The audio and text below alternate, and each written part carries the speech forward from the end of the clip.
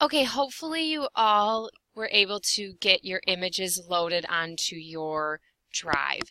If for some reason you were not, this is your homework for next week. You need the images on your drive shared with me by next week. Otherwise, you will not have anything to work on.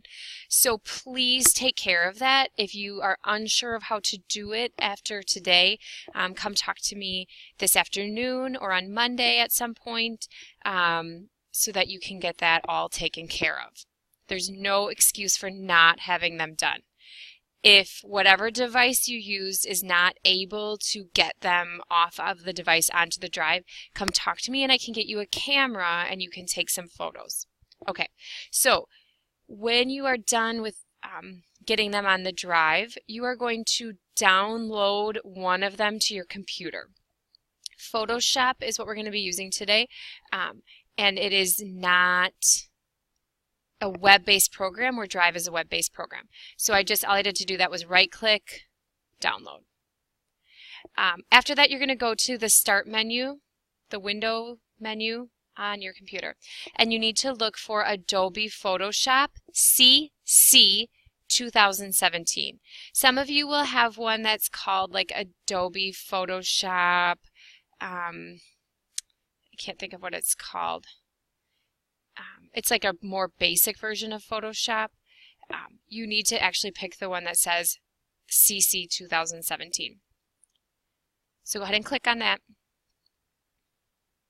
And then hopefully in front of you, you already have the Photoshop interface worksheet, and then on the back side it has the different tools and toolbars, and then the history and layers portion as well.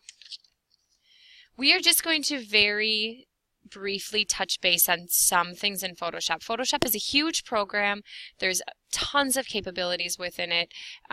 It would be really difficult to teach you all of it at once. I'm going to show you a couple things, and then hopefully you'll have a few minutes that you can play around with the image that you downloaded to enhance it.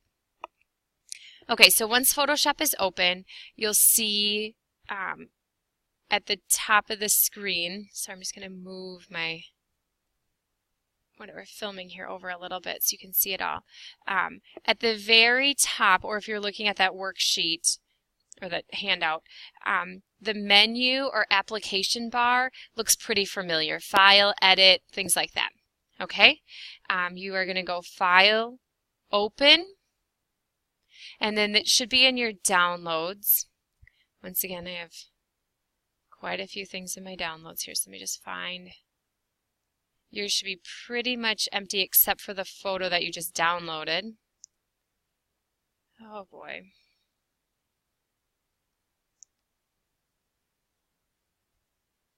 Sorry. Here we go. Sorry about that.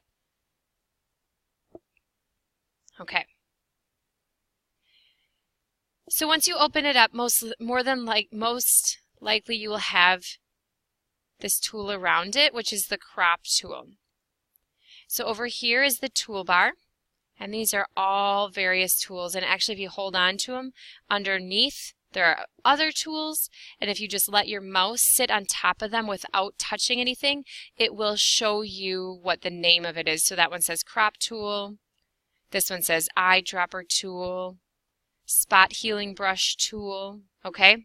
So we're just going to do the crop tool first. So when I'm using my crop tool, up on underneath the application bar, there's going to be another bar, and that's the tool options. So this bar is going to change depending on what tool you're using. Oops, sorry about that. So if you're using a different tool, you'll see different options up here. So we're going to go on this one under where it says ratio. Yours might say something different. If I say original ratio, it is going to constrain the proportions so that it always stays the same output size, so that it is as tall and wide proportionately. If I switch it to just ratio, that's going to give me the freedom to crop it however I'd like.